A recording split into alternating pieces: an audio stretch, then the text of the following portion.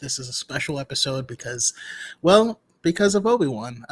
We had Obi-Wan drop the finale just dropped, and yeah, we're gonna spend some time diving into it, talking about it and the entire show. And we have some awesome people who are like, of Obi-Wan. and we're doing that right here on the high ground.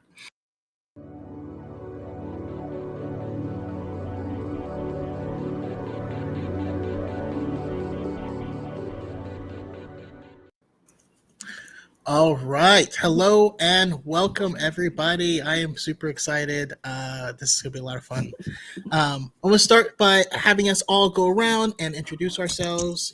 Who are you? Where can we find your awesome content? And yeah, if you had to fight one of the inquisitors, who would you pick? I'm just curious. I know it's a random question, but let's see. I'll go to AJ first. Okay. So I'm AJ. You can find me at Jedi_Star Killer on TikTok and pretty much everywhere else. Thank you, Darth Chaco, for having me on again. And it's really great to kind of get to hang out with these two for a change. Never actually gotten to do that yet. And if I had to fight an Inquisitor, it would be the fifth brother, just because he won't stop talking like this. I love it. Maria? Oh man, I don't know yet, but hi, my name is Call Me by this name Maria on TikTok. I just started watching Star Wars for the first time this year, so this is kind of an honor that I'm on here because I'm a newbie when it comes to the fandom, but I'm obsessed with it, so really excited to talk to all of you. I'm a big fan. I've been following and interacting, but this is the first time I'm actually going to be talking to you directly, so that's exciting. I have no idea who I'd fight though, because I'm pretty sure I would lose. So if I'm going to lose, I might as well just fight Anakin Skywalker and go down in glory. Okay.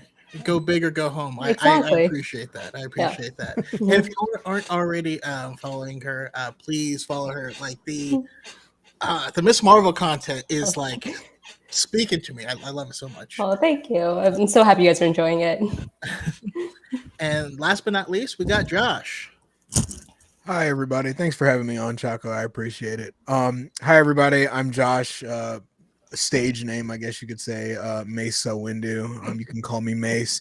You guys can find me on YouTube, Twitter, where I act a fool, and TikTok most prominently. It's an honor to be here. And I guess out of all the Inquisitors, I guess I'd want to fight probably Reva. Yeah, I probably want to fight Reva because she's not there. She's there for a different reason. Like she ain't really trying to kill me.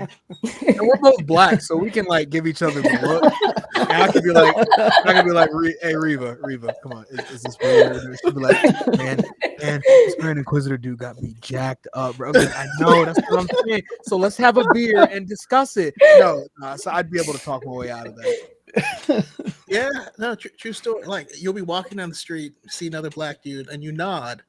And the nod means if I get in a fight, you got my back. I got your back. Exactly. Like as long as I'm not like the biggest cause, For sure. Now I share my answer with Connor, Jordy Jedi here, second sister. Because if you play Jedi Fallen Order, when she took her helmet off, I was like, hold on. I need a the dark side isn't too bad. On my stream when I did the playthrough. Right? Yeah, when I did the playthrough a while ago, the first thing I said, I was like, oh my god, is she gonna be really disfigured and have a scar across? Is she gonna be part cyborg?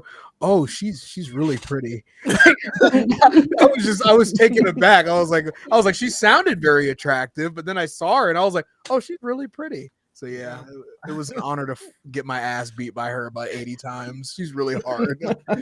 Exactly. Salvador Mancha also agrees. Okay. Escape Reality Films. Out of the ones in Kenobi, want to fight fifth. He's gonna go down in a round. Yeah, he did go down in Rebels. I don't know if I'm bringing the same heat that that Kanan and well, Ahsoka was bringing in Rebels, but you know, Excuse me. Sorry. uh, but yeah, we're here to talk Obi-Wan. It just wrapped up, and you know, open floor. I did this one without notes, so we can all just kind of hang out and talk, and also answer any questions and talk to the people in the chat too. I know we got a good crowd out there. Um, Overall, what did you think of Obi-Wan, and what did you think of the format of having like a long movie broken up into 6 parts? How do you guys feel? I'll ask AJ first.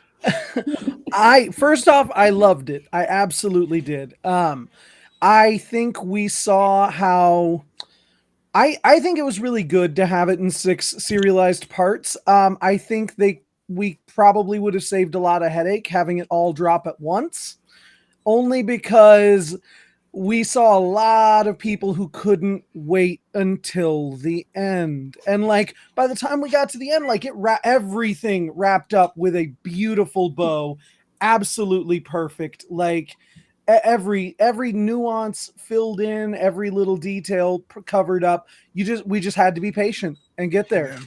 You know, I think it was great. Yeah, let it unfold. Yeah, Josh. Oh, it was absolutely spectacular. And I from the beginning I had said when they first announced that it was gonna happen, I had said like, dude, it could literally be him in the middle of the desert crying for 6 hours. And I'd be like, we didn't know this was gonna happen. So the fact that they're doing it at all and Ewan's coming back, and then they announced Hayden was coming back. I was like, oh, dude, like that. It could be literally just them talking to each other, talking trash to each other over like Force, like the Rey Ben Solo type thing, where it's like, hey, like you suck. I'm still mad at you. Oh, I'm sorry, Anakin.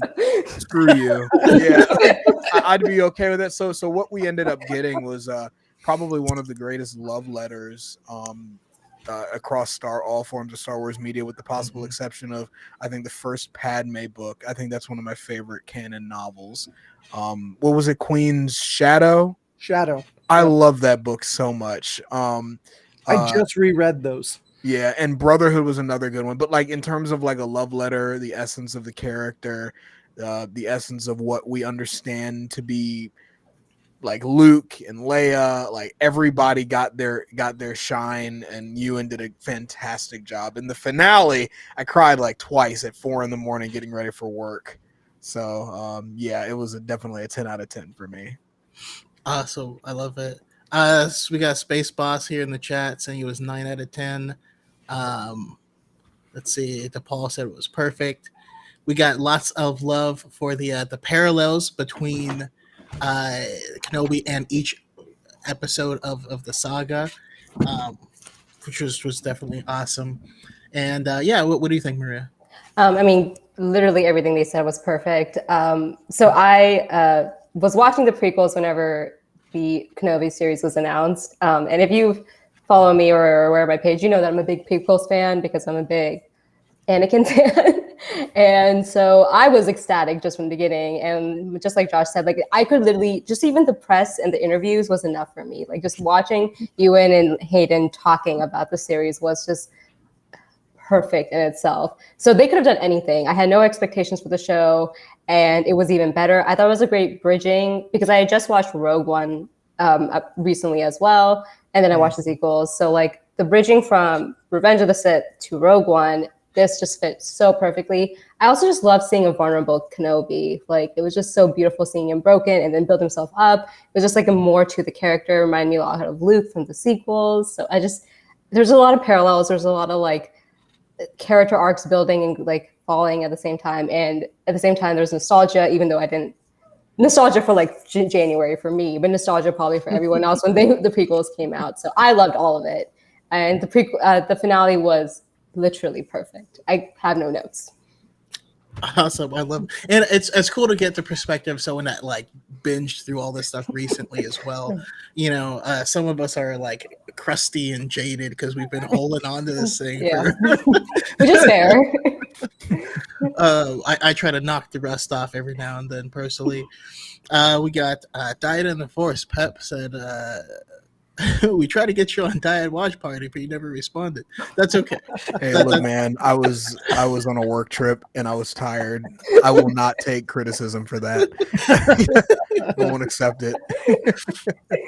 No, I mean, we have the benefit of being on the West Coast, so it's just before midnight for us. But like we have people on, it's like 3 a.m. They got to work in like 4 hours, and like I feel I would have done it today. I would have done it last night. If you had asked, I would have done it last night because I actually managed to get up and watch it while I was getting ready for work because I knew by the time the episode was done, I was like going to have to actually get up. And so I just like started casually getting dressed as I was watching it. I just watched it with your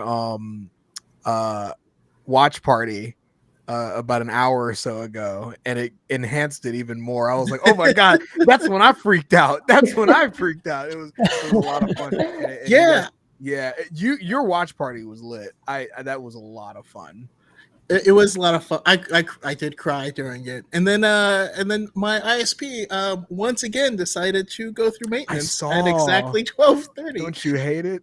And and I freaked out, of course, because I was hosting the Disney Plus watch party. You were worried it was going to jack up everybody else's. I didn't want it to ruin for everyone else, so I had my phone set up to like to become like my Wi-Fi, but I was like, I don't know if I can do this fast enough, so I just rejoined it on my phone so that just in case it was messing it up for everyone else. Turns out it wasn't, and I could have done that and rejoined, but whatever, you know. Anyhow, oh, freaking Chris, Star Wars lawyer. That's a nice planet you got there. Yeah, that's. I'm curious. Do you guys have any other like small little tidbits that now are different or now hit different because of the show? You know what I mean? Like we have never gotten to spend any time on Alderaan. Yeah. And they make us spend time with like Leia's family, like has cousins and stuff coming through, and like now we get some context as to what all she lost in that day, and how, you know, Luke lost Obi-Wan, and she's like, "Oh, I feel sorry for you. My planet's gone." But like, but this is rough for you. I got it. Yeah.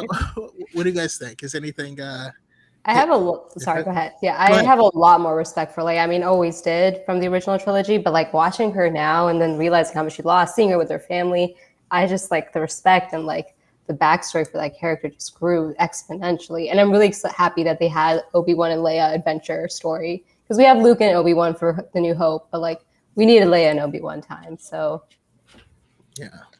And it's wild. Sorry to interrupt. No, go for it. It's wild how Leia spent out of the show, between the two of them, Leia spent the vast amount of time with him compared to Luke. But like they both of their interactions with Obi-Wan were both just hit so hard, even though like that's literally the end of the show is literally the first time Luke is like seeing him, which is wow. That they actually showed the first time they met. That's crazy how we see that now. Like we see that now, but it's crazy how like we look at 5 or 6 episodes with Obi-Wan and Leia, and then we get another just one scene with Luke, and it just both of them are just like, oh my God, they're so special. Like they're so special. You can tell by looking at both of them that they're so special. Luke is a simple farm boy, clearly has his eyes on the stars, and Leia is like all of the best qualities of Padme and Anakin. It's lovely. Yeah. I love that Obi-Wan said that at the end. That was for sure. And I was just gonna say, like, on that, I think the power in that scene is realizing that Obi-Wan brought Luke as an infant to them, but he never met Luke until that point. And like that means so much. Yeah. And the way this show recontextualized, help me, Obi-Wan Kenobi. You're my only hope. Like, and she named her son after him. Like the whole Ben Solo Yeah. thing. And like I used to make a joke about A New Hope where she says, help me, Obi-Wan Kenobi, General Kenobi, and then later Luke is like, oh, I'm with Ben Kenobi, and she's like, Ben, really? Yeah. And I was like, how the heck did she know he was How does Ben? she know Ben? Yeah. I've we know. always wondered that. Now Yeah. we know. I've always wondered that. Hmm. And she got up like it was like seeing it like, oh my god, like Ben, like Mhm. I remember Ben like Oh, man. 8 years ago. I was being a little shit around him. okay, like she was dead ass not even gonna go with Luke to be rescued. She was like, "Who are you?" He's like, I'm here to rescue you. She's Anakin's daughter through and You? through. She's like, Ben Kenobi. Oh, okay, it's time. Yeah, to go. she heard Kenobi All right, and went, all right, hold this on, is- wait, what? Just like Anakin. Yeah. Go after him now. For sure. Another thing that like jumped out to me is it gave so much love to Owen and Beru. Like we never got anything from Owen ever. Like he just seemed kind of like a old like jerk man, Party pooper, yeah. But like, Yeah. but he has so much like love and care, that Mhm. we can see kind of come out through this, where like Luke is his son, and we Yeah. really don't know how long Shmi was with his family, but Shmi was his mom, right? That Mhm. was his mom, and you know how much Shmi loved Anakin. Yeah. Shmi would be like, oh, Anakin, like he's a pod racer and doing all this stuff, and that Luke showing all those same tendencies was freaking him out. Yeah. Mhm. Also, I think- more love to Beru because Yeah, she's for like, sure. and then I start Yeah. blasting, and like, Yeah, she packed that heat, dog. Yeah, my Twitter's been going off for the Obi memes, had bro. no idea what to do, but Beru was like, I got this. Yeah. Owen's like, we you should didn't know I leave, was and from she's the streets, Owen, did you? yeah. Owen? Owen's like, we should leave, and she's like, nah, I packed that thing on me, and he's like, I'm sorry, what? All right. She pulled out like a Mac 10. You're like, hey, all right, bro. Hey.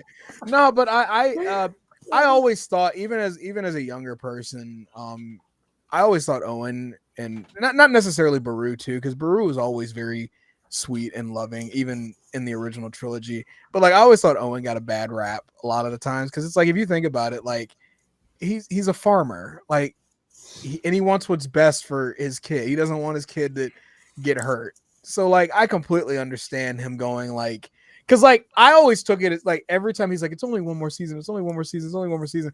I had a feeling that if Luke had let him, he would have kept letting him do that every single year, just as like a feeble attempt to keep him close to home and stuff like that. Which is why it makes it so tragic when you think about what ends up happening to them, because it's like, dude, like they did not deserve to go out like that. And I'm hoping now people are saying like, justice.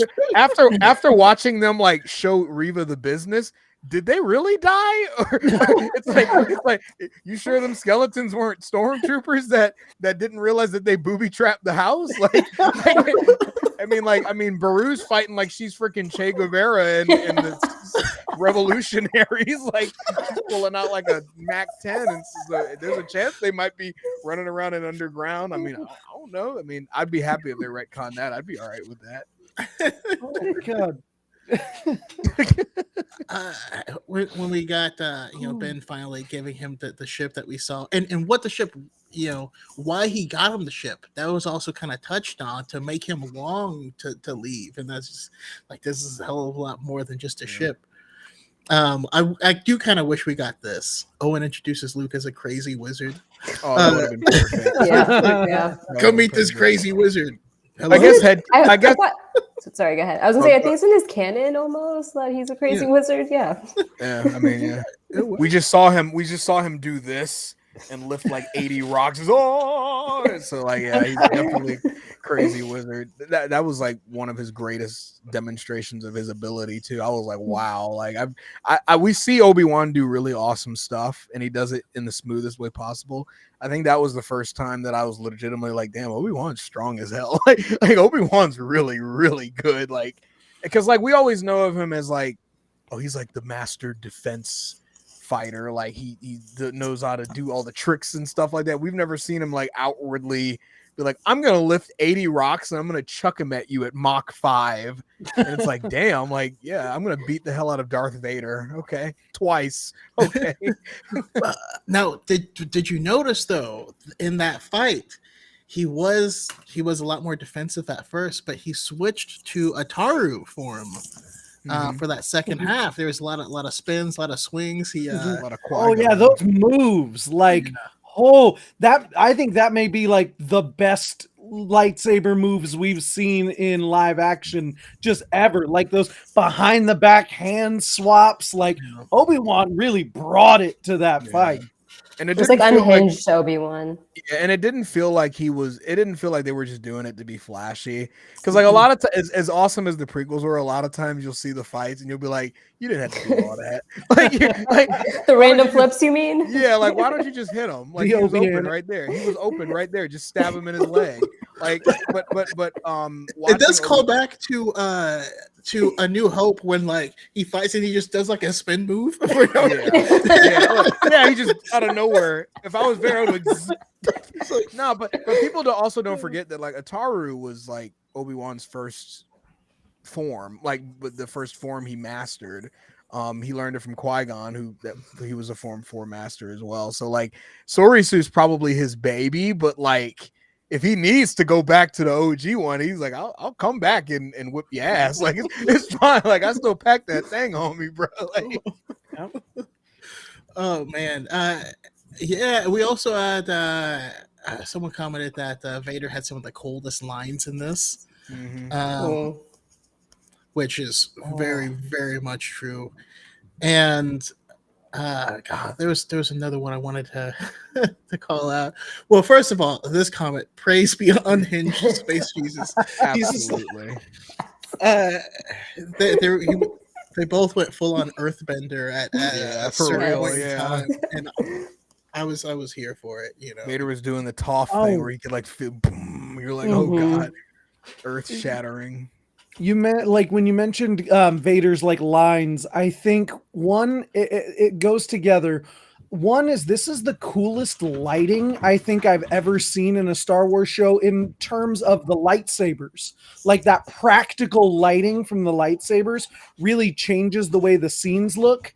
And to go along with the Vader thing, that moment of you didn't kill Anakin Skywalker and the red light hitting that face, I did. Like genuinely one of the most terrifying things I've ever seen in Star Wars or in anything really. Just and just going off that, like I know that was the coldest lines, but I also got like such closure from it. Like as soon as he said like you didn't kill Anakin, I did. It's just like it needed to be said. Obi-Wan needed to hear it. I think the audience needed to hear it. Like it was cold, but it was necessary. And I felt like at a peace after I heard it. I was like, yes. Yeah.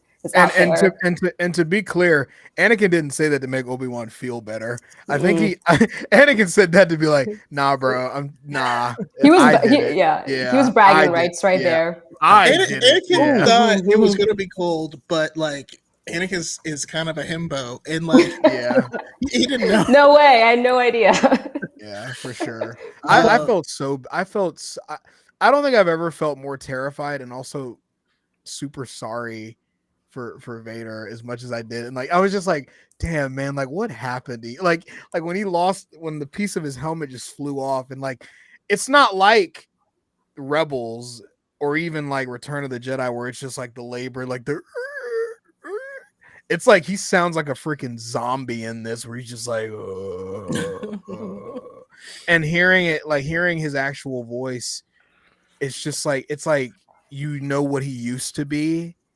And you know how happy it was the first time I realized, like, damn, like that's Anakin in that suit. Like they're the same person, but not anymore. Kind of, it's like, damn, this sucks, bro. So hearing Obi-Wan break down and be like, I'm so sorry. And it's like, oh, fuck, me too, man.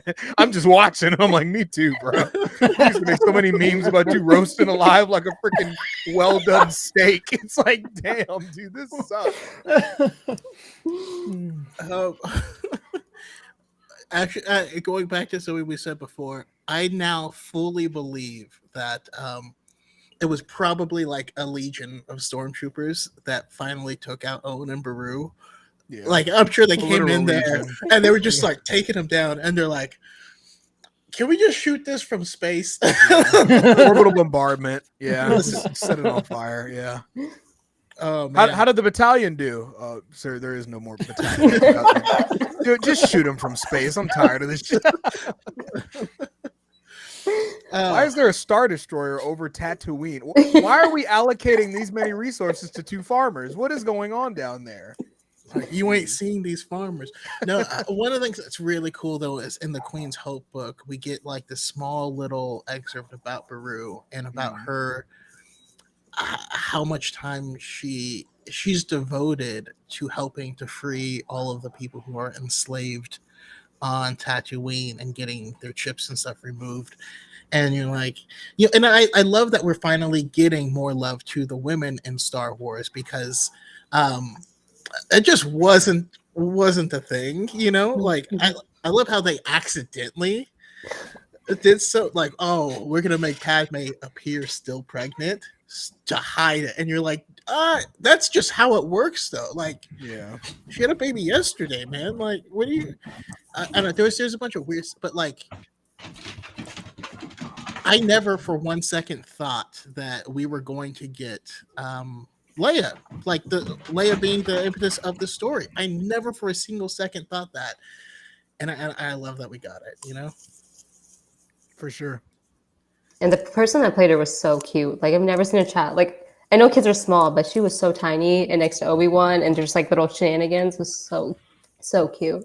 Needed to be protected. Yeah. Like, Mhm. she must be taken care of by all means. And it really exemplifies the difference between little boys and little girls, where she's having an intelligent conversation and doing stuff and being helpful, and Luke is just like, Yeah. like race cars go brr, and you're like, Yeah. yeah, no, that was me for sure. That's just always makes me chuckle. Yeah, one of my favorite lines, because I was rewatching the show before this, was Obi-Wan going, "How old are you?" just Yeah, when they just first like- met her. Yeah, he's like, by the way, after you like eviscerated me verbally, like, how old did you say you were again? Like, you he's sure like you're 10? Yeah, he's trained younglings. He knows what kids are like, but he was still just taken aback by her. Yeah. Yeah. All right. Let's go around and favorite. Actually, no. Let's go and these kind of talk about a character, right? Let's start with our girl Reva. How we felt about that whole journey. We'll go to Josh first. Oh, best new character in a very long time, and it's not even close. I thought her arc was perfect in a lot of ways. It paralleled and also alternated from Anakin's path in a lot of ways. Up to that final moment where she's like, "Am I him now?" And he's like, "Nope," because that's the single difference between you and him. He stepped over that line, and you chose not to. So now you can be whatever the hell you want now. So I thought her crying was raw. I mean, like, Moses Ingram is a good ass actress. So none of that surprised me when I saw her crying. I was like, oh, she's gonna eat this up. She is going to eat this up. And I thought she did an excellent job. Her presence, even though she's only an inquisitor, like whenever she walked around like the inquisitor like headquarters and stuff like that, she walked around like she owned that junk. And like I was like, yeah, like that's how a villain's supposed to be. You're supposed to walk around when you're an antagonist.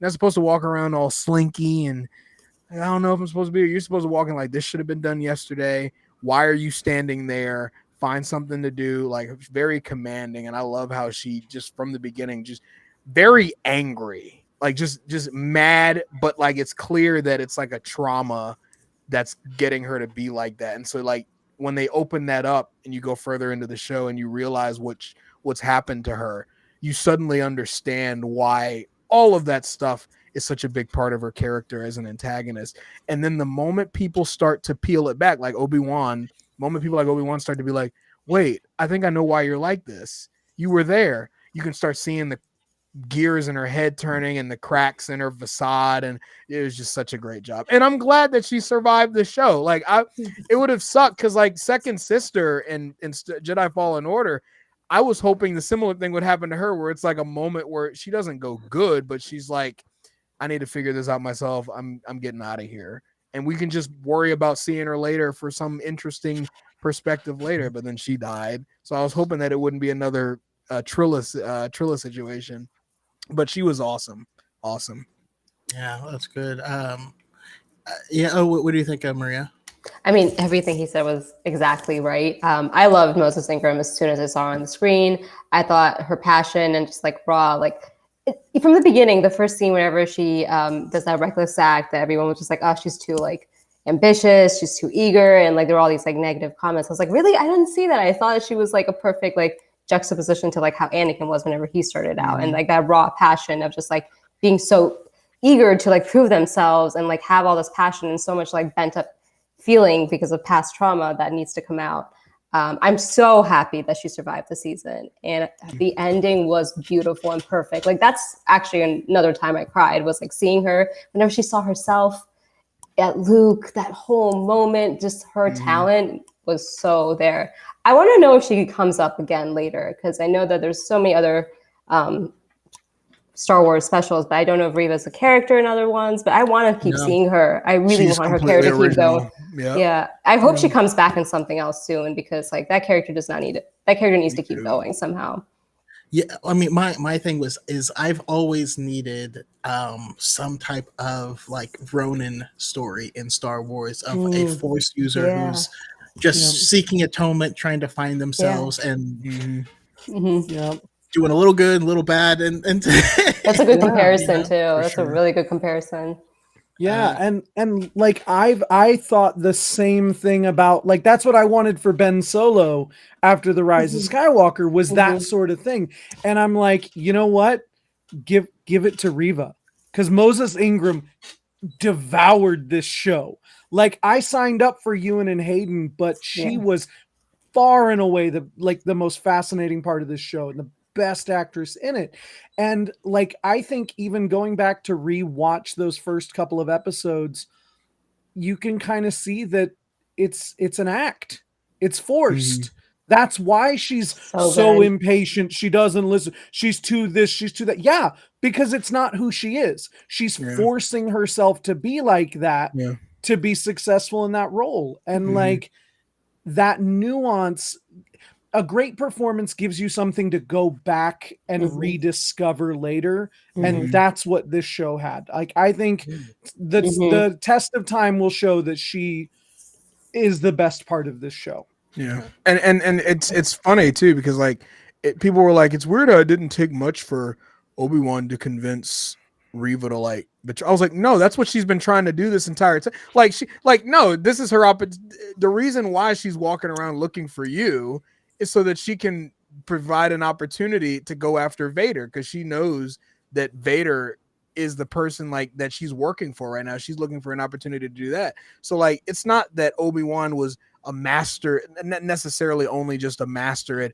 mind tricking Reva into using the dark side, blah blah blah. It's like, no, like this is what she's always been kind of working towards. She walked around like she was big bad so that she could rise through the ranks and get close to Vader with the sole intention of yopping his ass. So yeah. And it makes me sad too, because it's like Reva never really had a chance to grow up. That's what's crappy about all of it. Like, she was a kid, she was 10, 9 or 10, and then she got stabbed by like somebody who probably she saw walking down the hallways in the past, being a nice guy. Probably her hero. Yeah. They all knew who he was. Yeah, the younglings look at him like he was Captain America, and like, and so to see him walk in and then he strikes down all your friends and then stabs you, that would be a tremendously traumatizing experience that I don't think a lot of people would ever get over. And so to have her come back from that, to when they mock her and like, we found you in the gutter, all that stuff, it's like it really hits hard, because it's like, yeah, you did find her in the gutter, because she got like the short end of the stick. Like, it's like, so yeah, she's come a tremendously long way, and watching her kind of not necessarily to watch her keep going and then kind of get off the brink was a very inspirational moment. I mean, I need to go ahead. Oh, I was gonna say, there's this another creator who was just like, oh, she keeps surviving lightsaber like attacks, and I was just like, yeah, because of her like conviction and passion. It's Yeah. not like she's surviving these attacks because she has something to live for. Yeah. That's why, like, it's a metaphor. Maul survived falling 30 stories down a garbage chute Oh yeah. and put a spider body on it. But you guys were okay when he said I was angry enough to survive. Everybody's like, oh yeah, the dark side, yeah. Darth Vader literally was burned to death, and he's still alive. Come on now. Okay. I swear to God, the same exact people. When you're like, Ben Solo got shot in the stomach with a bowcaster, are like, but it makes them stronger, and you're like, but not for women. I legitimately had someone in my comments being like, well, the reason we don't like Reva is because, we don't know her story, and I was like, this is her story. Yeah, but you're missing the point. Keep watching. But someone else came in after that and was like, oh, no, what that person means is we just don't know anything about her yet. And I'm like, no, I know. That's how stories work. like that's exactly how they work. If you need her story to like her, watch her story and maybe you'll like her. And if you don't like her now, maybe it's because you don't have her story yet, which you will find out when you watch her. Like, I can't explain this in any other way. I don't know. I mean, that's why I'm sorry, go ahead. Sorry. Benali made a really interesting comment because this is exactly how I feel.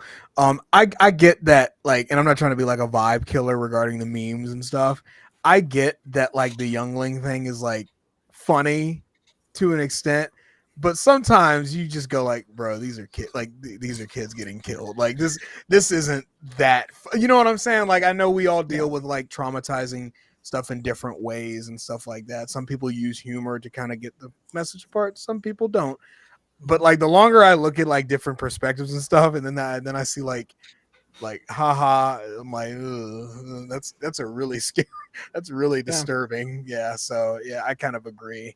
It's kind also, yeah. You'll notice Benali always says like some of the most insightful things. Always a pleasure. To that was a Benali. bomb ass comment. Mm-hmm. It was a dope ass comment. Mm-hmm. And speaking of which, like, that was harrowing. Like, I don't need to see Order 66 anymore. I don't. Right. It's well, like and we've gotten a little worse each and every time. The week it came out also was a very tense time too. Yeah. I had a big thing blow up on Twitter over this same thing. Like, and it's I don't mind seeing Order 66. I mind seeing the attack on the Jedi Temple. I don't want to ever see it again.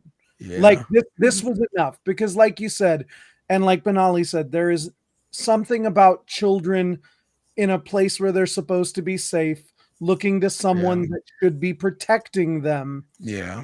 That I don't need to see it. It's great for this. It was perfect for this. Please don't show it to me ever again. And it worked out that they were able to bring it back to the story and full circle. But it was definitely at the moment it came out. I remember creator being like, "I need explanation right away," because it was just a very tense time. So with things going on in the news, so it was very extreme to see the first scene was that scene. Whoever made that call to be like, "Hey, put that warning before that was because like that would have been if they had just dropped that." You got kid like they would have been like, I don't know, because like it's mortifying to like the cold open of the episode. Like, can you imagine you're like and again, I'm not trying to like make it like harrowing or scary for anybody, but like I'm talking about it in the lens of Star Wars, but I'm aware that it can be a real life situation too. So just I understand, but I can't imagine being like a 9-year-old Jedi and you're practicing your lessons and then like somebody just walks in and starts it. That's some scary shit. Like, so I knew it, and you knew it was gonna happen. Like you saw the Jedi Temple, you saw them training, and as soon as I saw that, I was like, I said, it's nighttime on Coruscant at the Jedi Temple. Oh no, it's nighttime on Coruscant at the Jedi Temple. That's like, you might as well like, and then I saw the door open, and just to see the clones just like casually just walk in, and then just I was like, oh, thank God the Jedi Master was there, because like they were gonna take out all of them. It's like, oh my gosh. Well, and that line that Reva said of hiding in the bodies, and I felt them grow cold. Yeah. That makes my eyes water right now. No, and I always sorry. Oh, I was gonna say, and then she was just like, "Where were you, Obi-Wan?" That part got me because it's like, like we said, she probably Anakin was probably her hero. She probably looked up to him and trusted him, but Obi-Wan was probably like a father figure for them too. And she was just like, "Where were you when we needed you?" Yeah, they look up to these guys. Like these are superheroes to them. Like the people like Mace Windu and Yoda and Obi-Wan Kenobi. Like Obi-Wan Kenobi was a Jedi Council member. Like dude was easily one of the 10 probably most proficient legendary Jedi masters at the time. So I can see why a lot of these younglings are probably seeing their friends getting killed, and they're probably just hoping that one of them would come in, and then they see Anakin, which is why the Master Skywalker, there are too many of them, what are we going to do? Like it's just like, bro, like they think he's here to help them, and it's like, oh god, the more I think about that scene, I'm just like, this sucks. And like, ouch. and now we know because of Brotherhood just how many people knew that he was the chosen one. That like everybody kind of knew that. So like he wasn't just anybody, just another Jedi. Like he was the chosen one. And I was gonna say, we talked about how this recontextualizes A New Hope. Those flashback scenes make, like I've always said, the scariest scene for me in Revenge of the Sith is right after slaughtering all the Jedi at the temple. He goes back and goes sees Padme on the balcony. And he's like, "Hey, baby, what's up? I got to go to Mustafar and go take care of the separatists." Yeah. Oh, I didn't even think about that. Yeah. That's some real Yeah. social And stuff. his blood's still on his hands. Yeah. And now we've seen what he did and walked out of that and was cold like, "Hey, baby, what's up? I'm going to go take care of some business. I'll be back. We'll chill later when I get back." And it's wild to me that people like took that, see all of that happening, and then they said, "Damn, Padme ruined Anakin." I'm like, hang on, hold on now. Hold on. She is the definition of a victim. like she got gaslit to hell. Like this is not her fault. Like I remember like seeing these takes, and I was like, hold on, guys, hang on. Something ain't right here, because she is like doing the opposite of wrong things right now. Like she's confused, she's scared. She doesn't like the fact that Anakin is clearly lying to her and not telling her the whole truth. And you know, when she does figure it out, she rejects it wholeheartedly. Like it's just so yeah, that's wild to me how brazen Anakin was. Yeah, I don't defend anything he did that day. Yeah. I mean, I don't want to hear anyone say, "Oh, it's Mace Windu's fault." Oh my god! No, definitely not. Never. If anything, Mace Windu's in the afterlife going. Told you.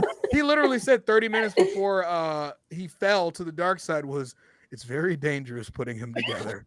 I don't think the boy can handle it. I don't trust him." And Obi-Wan's like, "But he's the chosen one, right?" And then Base is like, "Yeah, that's what the text says." Like he's like, "I don't believe it for a second right now." Like, oh, and people use that line against him, but you're like, he was right. He is Sergeant Dokes on Dexter, or he's like, surprise, mother. Yeah. He gives me the creeps. He looks at Dexter and he's like, maybe you got all these other fools confused, but I'm on to your ass. It's like, yep. How many Sith Lords did Yoda train or lead to in his lineage? How many did Mace lead to? Yeah, I don't recall Dippa Bilaba falling to the dark side. I don't recall any of these Jedi Masters he trained falling to the dark side. Not in canon, at least. Yeah. Dip. Oh damn, I forgot about that. She did fall to the dark side. Okay. Temporarily, she was okay. All right. So let's talk. I mean, let's talk about Anakin and how this is one of my favorite things to talk about. Hopefully, this is put to bed now. But is Vader another personality, or are they the same person? But yeah, let's answer this question and go around and just talk about Vader. We'll start with Maria. Okay, so I am a little psych nerd. So I do think that Anakin was definitely not right in the head psych-wise. I think he has borderline personality disorder. We can get into that later. And I feel like he had, I do think Vader is another personification and think that he killed Anakin mentally, at least. And I don't know much canon. I don't know much of the comic books. I'm only going off of what I've seen. But I do want to explore this more because I do feel like Anakin Skywalker was not mentally stable. and that is part of the reason why he became Vader. So there's definitely some sort of shift in the mentality there. Yeah, there was a break. He was under a lot of stress, but Yeah. it's These other can all be true, circumstances. these can all be true things. Like, you can say like the surrounding environment that he was in contributed greatly. Palpatine groomed him. Like, you can see all of this stuff. Like, the Jedi Council and the Jedi Order was not nurturing enough, nearly as nurturing enough. You can make the argument for all of these. It can all be true. And you can also say what he did was one of the most atrocious things that you've ever seen. And you're like, that's what makes these complete and whole person characters. You say, oh yeah, like that's why people like get legitimately emotional when they see him redeem himself, even though like there's no real way you can redeem that level of things that you did, but like people still find a way to get emotional or empathetic, or I guess you could say, about that happening, because it's like, yeah, like a father and son, the son refuses to give up. I can understand that, but you can also look at it from another perspective, and somebody's like, yeah, you killed my dad and you made me watch, so forgive me if I don't have any intention of forgiving you. Oh, yeah. Like, and you like drug me out in the street. and broke my neck. Yeah, like, yeah. I've killed many fathers. You'll have to be more specific. Yeah. And it's not to like exempt him from anything he did. It's more just kind of like a lot of villain origin stories have a slight component to it. And it just kind of just shows that like a lot of bad things lead to a lot of bad people.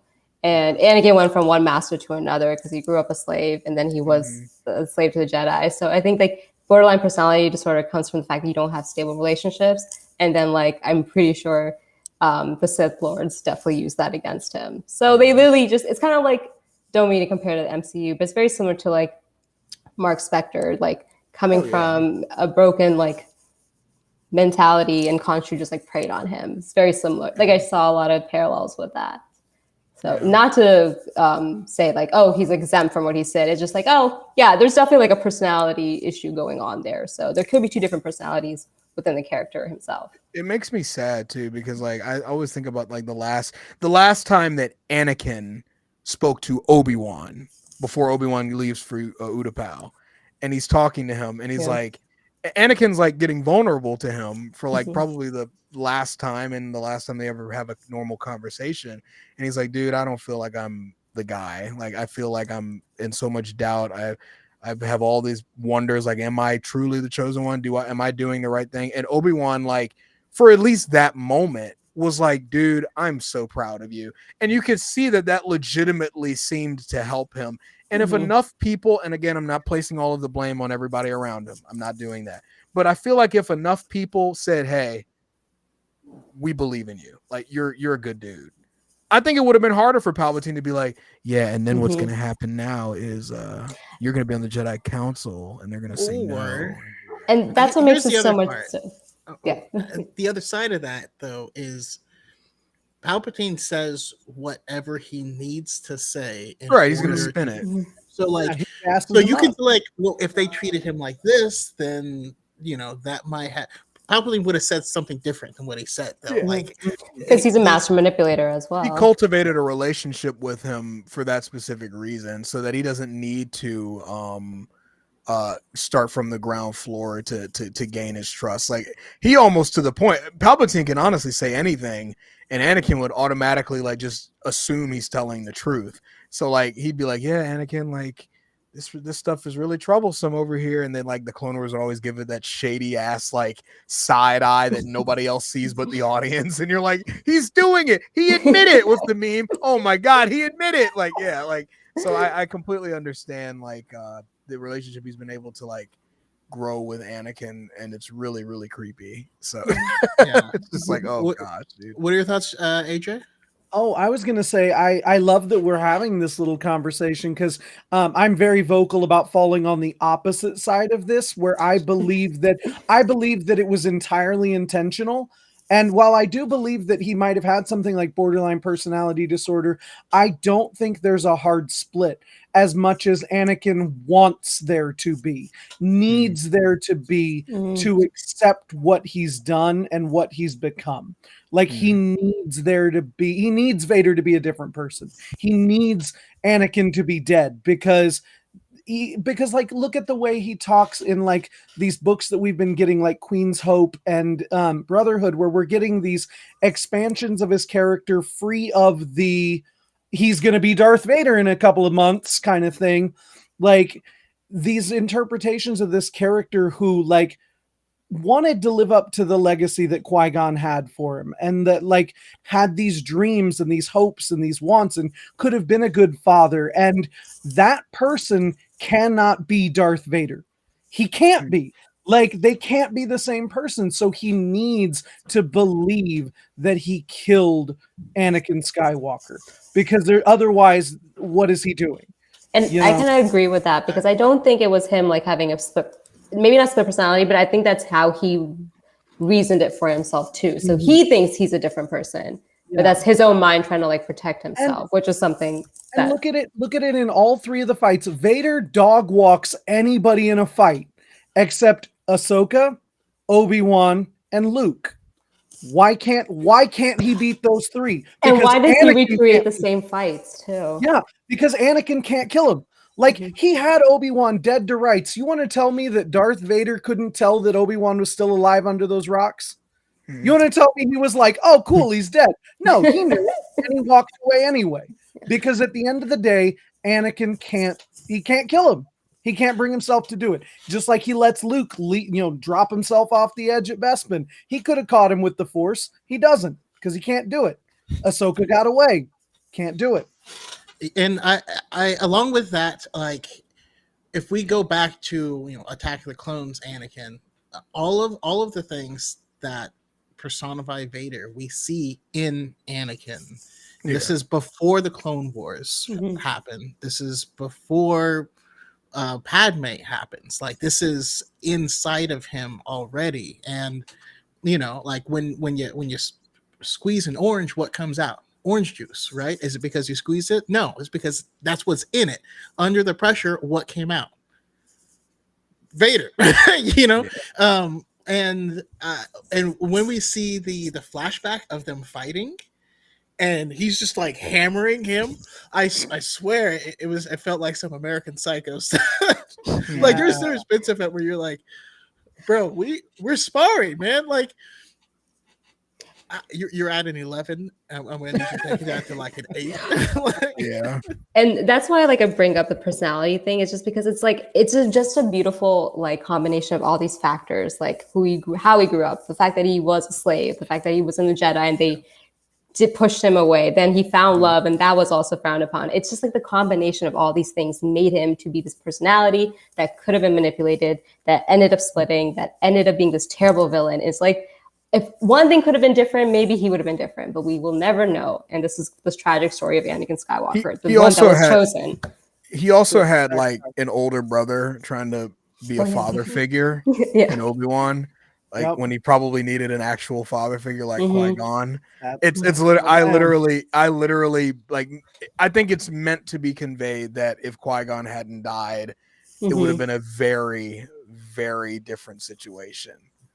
So it's all those factors coming in together. So that's why I want to like explore Qui-Gon's perspective of all this, because I really want him to see. Like I want to hear what he thinks about it, especially now that he's like a Force ghost now, which is wild to me. It's like so cool seeing him finally achieve that level. I want to see what he thinks about it as like a higher plane of existence. Now it's like, what's your take on this now that you're like a god, essentially, like a deity? It's like, this is all beneath me now. Yeah, like no. Took you long enough. I almost died. And then he goes, I've always been there. Like, no, you haven't. No, you weren't. I got my ass whipped. Someone needs to go back and re-edit in Qui-Gon Jinn's ghost into all of the scenes where he's talking to him. Like he's just there like, oh yeah, I know. Wait, Why do you keep talking? Where are you going? Don't walk away from me. Right. He was like, "Listen, we were force Skyping. I was on mute. I'm sorry. Like, This this bad whole thing is connection. new." My camera, No. my visibility camera was off and my mic was off. I was just a boomer right there. I'm sorry, I didn't know. And I was gonna say, as like Qui-Gon Jinn is like my boy. That's my favorite. I love like everything Qui-Gon, and I genuinely believe that Qui-Gon's like gift to the universe was that he just drew people to the light. And if he had survived, Anakin would not have fallen. But if Anakin hadn't fallen, he'd have died with the rest of them. Palpatine still would have become emperor. He might have had a different apprentice, but like the only way that Palpatine not just dies, but like that Palpatine's entire empire and all of his plans get undone is by Anakin falling and being there in that moment in Return of the Jedi. Like everything had to happen the way it is. And I feel like that would probably be Qui-Gon's less than like exciting summation of the events, but the fact was that he had to die because Anakin had to fall and everything had to happen the way it did. Yeah, just ask George Lucas. And you saying like, that does call back to the short story Master and Apprentice from Claudia Gray in the From a Certain Point of View book, where it's a story from Qui-Gon's perspective. It starts with him pulling his consciousness out of the collective of the Force, reconstituting his body, and then going to talk to Obi-Wan. And he's talking to Obi-Wan knowing that Obi-Wan's going to die soon. Like it's crazy. It's a beautiful story. It is absolutely gorgeous. Highly recommend that one and Time of Death. But I might just like read it in a TikTok and yeah, I might have to do that because it's so good. All right, so we talked Vader. Let's talk about the Golden Boy. Our boy Obi-Wan, General Kenobi. the negotiator. Yeah, what jumps out at you about what we've learned or got to experience through Obi-Wan's eyes? I'll go first. He's just a man. We see him in the prequel trilogy, and especially in Episode 3. Like we look at him there and in the Clone Wars, and like it's really cool seeing characters broken down and taken apart, and then you slowly start to rebuild them over the course of the journey. And it's almost like you achieve a new level of Obi-Wan Kenobi. Like it's like he's kind of like he's still kind of like in post Episode 3, like despair. He's just really depressed. He's sad, broken, not really connected to the Force as much as he probably should be. Mortified when he sees Darth Vader. And then as you go further into the show, you kind of start seeing him get some of the quirks back. You start seeing him get some of the wit back. You start seeing him get some of that twinkle in his eye that you see in A New Hope, played by Alec Guinness. And then by the end of the show, you're like, oh, he's well on his way to becoming the guy that we know in the original trilogy. Like he's not there yet. He's young enough that his hair is not like pitch white now. But he's gonna do some hella aging in the next 9 years. But Two sons will do that to like white folks. Yeah. but not. It's such a beautiful journey. Ewan did an absolutely fantastic job, especially in the finale. I don't need to say again how beautiful his reaction to seeing Anakin's face was. It was so gorgeous, so sad and heartbreaking. And hearing his voice break made me start getting emotional. So I was like, "Oh, don't do that, man! Don't do that." Because absolutely spectacular character, solidified by letting us see him reinvent himself. Probably both simultaneously reinventing himself and finding a new version of himself. So I think zero SPM. But no, I think TLDR. I think Obi-Wan is truly one of my favorite characters of all time, and this show helps solidify that. How about you, AJ? Oh, I just like everything Josh said, but one thing that I would say is when I was younger, I was part of that crew that while I loved the prequels, I always had this like weird feeling of how did how was Anakin, how did that Anakin become Vader? Before we had all of the stuff that we have now, it never quite clicked with me either when they first came out. So I used to enjoy the prequels, and I still do, by looking at them through the lens of Obi-Wan Kenobi. If you look at it as the prequels are Obi-Wan's story rather than Anakin's, especially since he changes the least of our three main characters, like that's how this show just perfectly wraps it up. And hearing even just Ewan's voice, like I know he had to rediscover the Obi-Wan voice when he came back, but like that last when he looks to Luke and he gives that hello there, like it's very Alec Guinness. It sounds like him. You know, we've really seen that character evolve from, you know, from being Captain, you know, you were right, Master, negotiations were short, you know, to who he is now. Like it's beautiful. It's probably my favorite part of the prequel era in the movies. I did notice that the two hello there's that we knew before this one are very different from each other. Like the hello there when he jumps down to see General Grievous is like the swashbuckling, like hello there. Hello there. And like the Obi-Wan that rescues Luke in A New Hope is more hello there. Like hey guys, what's going on? And that was kind of the one that Ewan he didn't do the hello there because that would have been the definition of fan service. And it was still fan service because the older fans knew what it was and the newer ones definitely knew what it was. But you could kind of see like, okay, it's the fan service for the older fans because they're like, yeah, that's how he said it in the first movie. That's how he said it in the first movie. Come here, my little friend. Yeah, don't be afraid. How about you, Maria? I mean, I think the hello there's also changed because like Obi-Wan's changed so much because whenever I watched the OG trilogy first and then I watched the prequels.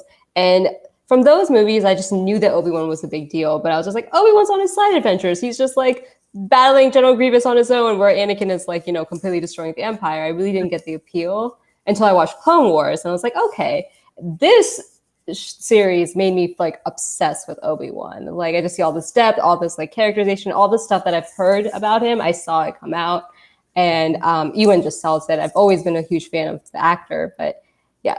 But I always loved the prequels because I was like, it's Obi-Wan doing his side thing, like, you know, just saving the day, being a hero. And then he comes back and he's like, oh no, my Padawan messed everything up. And this just put in so much layer and depth to that story too. So I forget what the original question was, but I agree with everything everyone said. Well, no, I mean, just your thoughts on Yes. on Obi-Wan's journey throughout the show. But like, and I'll let you add on more, but I'll speak if you want to collect more of your thoughts. The biggest thing, I mean, like we said, we saw him have to deal, like he had to deal with losing everything and everyone.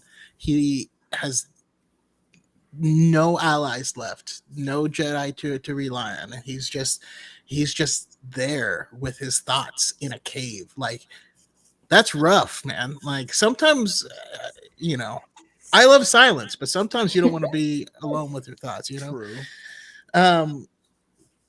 In this final episode, when he got buried, and like you felt the weight of his failures and everything that went wrong and everything that he lost. That's what he's hearing.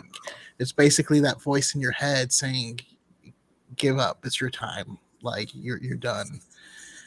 And then he sees the new hope, he sees the kids, he understands the future. He thanks all the Force sensitive kids that he just saved. And it's so beautiful that that's what gives him his strength. And like we kind of see this in the High Republic where they say Jedi's at their strongest when they're helping other people. And that's really like, and then he, you know, went full unhinged Jesus, you know.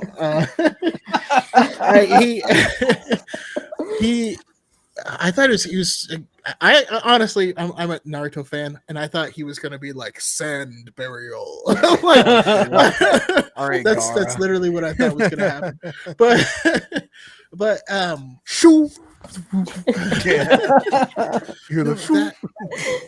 The journey I thought was incredible. Like how when in episode 3 they trust Haja, right, who's just like a garbage person, you know. Mhm. And he's like on the planet. He's like, we never should have trusted him. Like, why are we here? Like, they're not here at the rendezvous. Like, this was stupid. But his influence, his light, showing the way for Haja to start making the right choices. His light showed the way for, O'Shea Jackson Jr. I can't remember his character's name. Roken. Yeah. Okay, yeah, that was Rogan's good. like, why are you here? You were going to bring them Mhm. on us. We're not Mhm. soldiers. This is not our mission. And because of Obi-Wan, he was like, don't go, stay. Like, we will all die if I stay. We'll die together. Well- And Obi-Wan's presence, I think he realizes by being Obi-Wan, he raises everyone around him. It's like so sad. You go back and watch this episode again. which is a legacy taught to him by Qui-Gon. Mhm. You know, Absolutely. that's that, and Yoda by proxy. You know, No. Did you have anything further on Obi-Wan, Maria? Well, I will say this too. This was the first time I was afraid of Darth Vader. Because, like, I know that he's supposed to be this very bad, scary villain, and I've heard it for my whole life. But I was watching the OG trilogy, I'm like, that guy, really? And then I fell in love with Anakin Skywalker. So I'm like, now I have a crush on him. So I don't really see why he's scary. Oh no, he's hot. Yeah. Why is he so hot? This was not fair. But this series was one of those, like, oh my God, this guy is terrifying. This was the first time, especially episode 3 when he was doing those things, like, I was legitimately scared. So, and it's because Obi-Wan was scared. When he ran, when he saw him, I think that was my favorite part. Because I was just like, oh my God, Obi-Wan is so It's like, scared. you'll have to face me. He's like, nah. like I made it. felt that. I made a joke. I made a joke that it was legit the scene from the movie version of Les Mis where Russell Crowe does the "I am from the gutter too," and Hugh Jackman just turns around and books it out the window. It's like that's literally they're having this big sing off, and then he's just like, it's like, okay, damn, that was anticlimactic. All right. So, what could they have done better? Is there anything you have any notes? Any? I have one. So let me preface it with saying the Grand Inquisitor portrayed by Rupert Friend, he looked like he had the time of his life, and I'm so happy for him that like he felt so enthusiastic about that character because he looked so happy at Star Wars Celebration. Like he looked like he was having so much fun, and he didn't strike me as the type of person that would be so invested into that kind of character. So like it was really nice to see somebody take the role incredibly serious. So like I'm kind of sad that we didn't see really most of any of the Inquisitor, like fifth brother played by Sung Kang, like, and then the fourth sister had I think 2 lines. I forgot she was in the show. I was like, wait, Yeah, I forgot she was in the Yeah, show. I was like, yep, who is that? until you said it. Yeah, I was like, just who now. is that? Like I was like, what the hell? She's actually an actress. She's in the most recent Modern Warfare campaign. But anyway, that's besides the point. I recognized her voice. I was like, wait, that's anyway. But We don't even know what species she is. yeah, I think her entire character is like a mystery. So like, I'm not entirely sure. And so I wish we had seen like more of that. I wish what Reva was doing kind of also coincided with whatever the Inquisitors were kind of doing too. Maybe we could have seen more of them that way. Maybe it could have been a moment. I mean, I'm not saying do something completely differently, but maybe it could have been a moment where like Reva has to fight one of the Inquisitors or something. Like maybe we could have seen like Fifth Brother versus Reva. We know Fifth Brother would have been fine because we see him in Rebels years later, but like it would have been cool to be like, okay, they're infighting. It's not just like bickering. Like now that she's tried to kill Darth Vader, maybe they're a little more openly hostile. Now they're trying to actually fight her. And the one that I really wanted to see the most was the Grand Inquisitor, because it's like, dude, like you're the most talented, most skilled one out of all of them. Now, none of you hold a candle to Vader, but that's by design. So like when Reva challenges the Grand Inquisitor, I was hoping for like the Grand Inquisitor to come back and be like, we're fighting right now, and it's like, okay, so I just wish we got Duel me. Yeah, like you. I want to duel you. A little different from Jason Isaacs, but very eccentric. But no, I just wish we had seen more of the Inquisitors in general. Yeah. How about you guys? I don't think I Oh, have that- anything. Your show's perfect. I'm good. I would have liked to have seen a little bit more with the path in general.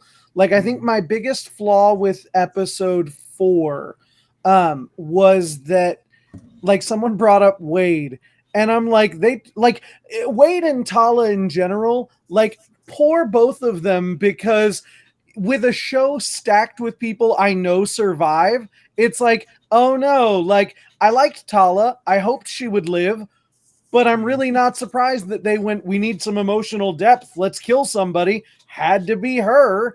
Like, so that was kind of like anticlimactic, but like also Roken, O'Shea Jackson Jr. has this moment where he's like, I'm never gonna help you, and he's like, I have to save someone, I'm gonna help you. And I'm like, wait, what? Like, he just pancaked right there. And like, so there was a lot of that was like that, and then Wade, and then there was not like, I feel like the path is like the seeds of what will be the rebellion, and we just don't get much from them other than kind of serving the plot, you know, which is like it's the weakest part of the show for me. Still great, but it was the weakest part for me. Especially when you say like that, it just seemed like there could have been so much more. I think my complaint would be that it should have been longer, because 6 episodes did not seem enough. I'm not. I think Mandalorian's what, 8. I'm getting really tired of the 6 episodes. I'm not gonna lie, like it's getting shorter. They need to do more. It's getting, and if you're gonna do 6 episodes, here's how you should do it. I know a lot of people hated season 8 of Game of Thrones, but damn it, every last one of season 8's episodes was a freaking movie. Yeah, that it should have been an hour and a half each. I would have been okay. None of this. Oh, this Full one will be Stranger 45. The next episode will be 23. The next, it's like no. Tell your story and flesh it out as much as you can, because there's only 6 episodes. So tell the biggest story you can. Like, make them an hour even each. You know what I'm they saying? were like barely 40 minutes, right? Each episode. Not even. I think Some of them were shorter than others. Miss Marvel is longer than Obi-Wan. Yeah. I'm kind of in agreement with that to an extent. I think the story needs to be exactly as long as the story needs to be. So Fair.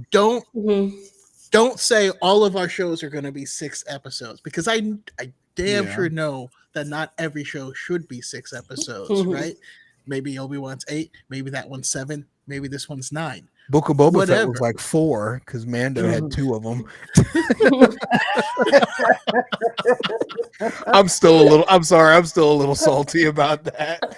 I love Din Djarin, but I'm damn, man. I was waiting for him to pop up, like for little baby Din to pop up, or Grogu. I was waiting for that episode. Yeah, the Mandalorian season 2.5. It's just Pedro. Everyone loves Pedro. Are we in agreement that Quinlan Voss saved Grogu or something? No, sorry, he was out in Boss Pity. Boss Pity. Yeah, that's what it was. Redeem the whole path thing by giving me the show with Reva and Quinlan Voss and Roken, and like the beginnings of the rebellion, plus like getting these Jedi out of there, getting people out of there, saving them from the Empire. Like, give me that show, and anything that I had to say about episode 4 will be forgiven. I'd love a refugee Jedi story where it's just like them pretty much doing Red Cross stuff to pretty much some Underground Railroad level stuff where it's like we go through here, we're gonna get you to this planet. Every episode there can be an overarching story. Obviously, like Quinlan can be going through his own thing or whatever. Quinlan and Reva can be going through their own thing, but like each episode is like a different Force user. Like that would be really cool. Like it's like, oh, this one never became a Jedi, but they were suspected in their village of being a Force user. So the Inquisitorius is coming to pick them up. Like cool. that could have been a really good avenue for the Grand Inquisitor and a lot of the Inquisitorius to kind of reveal themselves as like, oh, X-Men vibes. I like it. Yeah, I like that idea. Yeah, that's a call good it one. the path. Call it the path or Yeah. something like that. I'm down. Green light this. Jason I also Momoa is agree Quinlan with Boss. Josh about needing more of the Grand Inquisitor because Quizzy's return was amazing. Just when he just walks up next to Vader, like, "Did you forget about me? Hi guys," and then he walks Hello. over. Stone Cold goes, "I believe this belongs to me. Thank you." Hello. He's gonna I love this slides in the accent. frame. Yeah. That's my favorite comeback now in like Star Wars. Is just Quizzy going, "Hi." Yeah. Hello. I cackled when he did that. I was like, oh my god. The sass. Hello. He's like, where was he? Did he come down in the shuttle with Vader? And he was just like, stay on board. Wait, Just hide Vader there. It'll be a Vader surprise. said- No one will see it Vader coming. so here's how we're doing it. I'm going to pretend that I don't know Reva's there. And then I'm going to take her lightsaber and make her fake duel me. And then and you'll they're just come out two when I drama say, did you kids." really think? When But he I also- say planned youngling, it. when I say youngling, then you come out and do that stupid ass hello. Quizzy's also the guy at your job who's really good at his job and deserves the promotion, but just keeps getting looked over because the boss likes the other guy more. Dwight. Because he's sitting there watching Vader.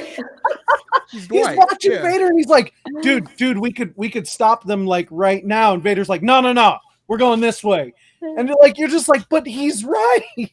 Yeah, I could see Grand Inquisitor getting hung up over some Bears beats Battlestar Galactica thing. Yeah, Like- he had Dwight like one Schrute of the- vibes for sure. One of the Inquisitors walks in dressed like him, and he just acts like he didn't see it, and he's like, you know what?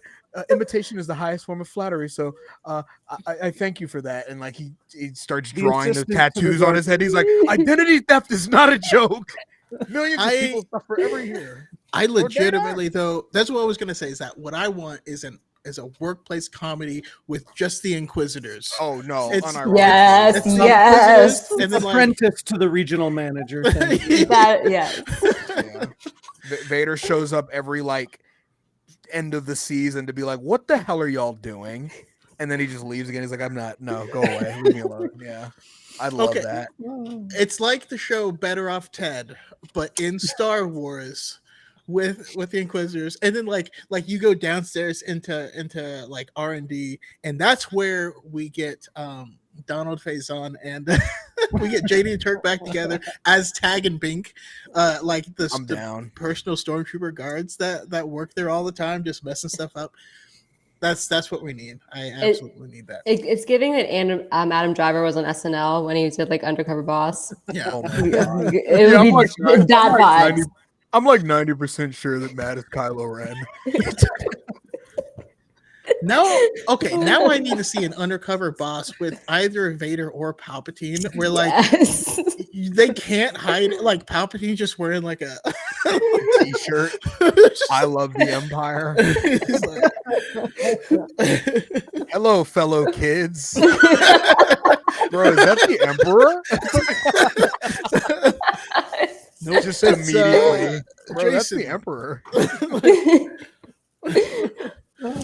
And then Vader, the same thing, where he's just in a big giant suit, but he's like has a hat on or something. Right, You're like, yeah. With a wig, actually, you know. yeah, Right. Yeah. I'm a new he got transfer. perm. It's like Chicken Boo from Animaniacs. Oh man! All right, this has been awesome. I've loved to talk to you guys about this. Let's go ahead and wrap things up here, because I know you all got your lives and things. Let's go around the room one more time. We'll share who you are and where we can find your awesome content. Is there anything to look forward to? What you guys are doing? Anything we miss? Any final thoughts? Whatever you got, shout it out. And we'll go to Maria first. So my name is Call Me by the Same Mario on TikTok. That's usually where I do most of my content. I'm doing a lot of Miss Marvel stuff right now, but I do have a Star Wars series in mind. I was supposed to do this like a month ago before I got COVID, but it's supposed to be like I don't understand, and it's stuff that I've really enjoyed about the Star Wars series that other fans don't seem to be enjoying as much as I did. It's going to be a lot of Reva heavy in the beginning, but yeah, follow me. It's going to be a lot of Anakin simping too, just forewarning, and a little bit of Oscar Isaac simping, but have other totally important content as well. So, but I have all the fandoms, and I love TV shows. So, Well, we also have May Sky Renobi in the chat. So, also a prolific Anakin stan. So you're in good company. How about you, AJ? I'm AJ. I'm Jedi _ Star pretty much everywhere. And I just like you can find me there, come hang out. I do like a lot of just unhinged, just different stuff. Like I do lore videos, I do a lot of book content right now. That's kind of been my obsession, is kind of Star Wars canon book stuff right now. But I talk about a lot of everything. So yeah, that's kind of it. And like I will talk about Qui-Gon Jinn forever. Every single thing that I can. Awesome. And last but not least, Josh. Well, thanks for having me, Chaco. I appreciate it. It was a lot of fun talking to you guys. Nice meeting all of you. Make sure you Maria DM me. I want to mutual with you and everything. oh yeah, I'm trying to get better at that. I feel terrible whenever they're like, yeah, like I've been following you for like a year. I was like, I'm so sorry. It's like and so but no, I'm pretty much Mesa Windu at every major social media, Twitter, YouTube, Instagram, which I got a new one, by the way. It's already connected to my link, so you don't have to worry about finding it. And of course TikTok is the most prominent one right now. I'm not really working on anything major for right now. I'm doing various series and stuff. Hopefully something comes over the horizon. I got some Obi-Wan stuff to talk about, more deep lore analysis. Analysis is my favorite Star Wars series to work on, where I kind of just analyze from my point of view on certain stuff. So yeah, nothing big coming up. Hopefully this what's that new monetization program that's coming out for TikTok? It's like TikTok Pulse or something. I'm hoping that means something. They said June. It's almost the end of June, so I'm kind of just like, hey, trying to make this a full-time job if possible. So Trying to find that pulse. Well. Yeah. Nice one. But yeah, thanks again for having me on, guys. I genuinely appreciate it, and I'm glad you guys enjoyed Obi-Wan Kenobi. Absolutely. Awesome. Yeah, thank you guys. Thank everyone in the chat who we got. B Dazzler. Simping is important content. I cackled when Brooke put up a video that was, Vader in the town when he snaps the guy's neck, and she says, "Wild." Imagine what he could do to your back. Yeah, I fell out of my seat when I saw it. I was like, no, she did not. She thinks that anti-bonk helmet is gonna save her. And it's not. Like, there's cracks in it every day. She's playing with fire there. There's something you want to get off your chest, Brooke? Like, there's something we need to talk about. Shout out to we have Dixon Download, we have Tommy P, we have Ben Skywalker, Cal Forer, Dyad in the Forest, which is my Dyad Element 7. You can also follow the Dyad channel here. Obviously, you better be following B Dazzler and then Far Away Factory. She makes amazing stuff. Benali is just the best. Spencer I don't know how to pronounce your last name. I'm sorry. Let's see. Yes, Scheming for Sriracha, Cosmic. Just awesome group of people. St. Pat. Thank you everyone for joining. And